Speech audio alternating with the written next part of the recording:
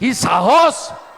একজন অত্যন্ত দরিদ্র পরিবারের প্রতিবাদী মুখ রেখা পাত্র, দলিত কন্যা, তার স্বাস্থ্যসাথীর কার্ডের ছবি দিয়ে সোশ্যাল মিডিয়া পোস্ট করছে।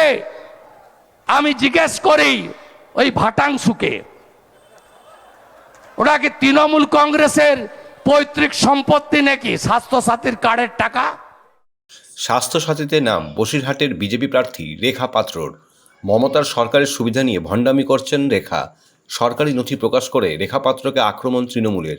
রেখা পাত্রের নামে ওই কার্ড এবং তার বিস্তারিত তথ্য ফেসবুকে ফাঁস করে দিয়েছেন। রীতিমতো দুয়ারে সরকার শিবিরে গিয়ে আবেদন করে রেখা পাত্র স্বাস্থ্যসাথী প্রকল্প নিয়েছে বলে তৃণমূল কংগ্রেসের দাবি।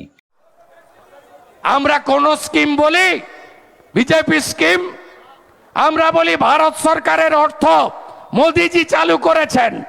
উজালা মোদিজি চালু করেছেন, প্রধানমন্ত্রী আবাস মোদিজি চালু করেছেন, প্রধানমন্ত্রী অন্ন সুরক্ষা যোজনা মোদিজি চালু করেছেন, হর ঘর নল সে জল মোদিজি চালু করেছেন, পিএম কিষাণ সম্মান নিধি মোদিজি চালু করেছেন।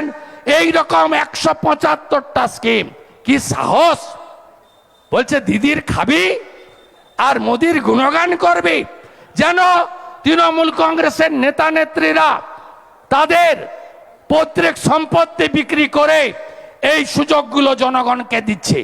গোটা রাজ্যটা দেউলিয়া। কি দিয়েছেন আপনারা? মায়েরা ঝাঁটা ধরবেন না, ধরবেন না ঝাঁটা। 21,000 নতুন মদের দোকান দিয়েছে এই রাজ্যের মদশ্রী মুখ্যমন্ত্রী। আপনাদেরকে 21,000 মদের দোকান দিয়েছে। একে আরো ভোট দেবেন?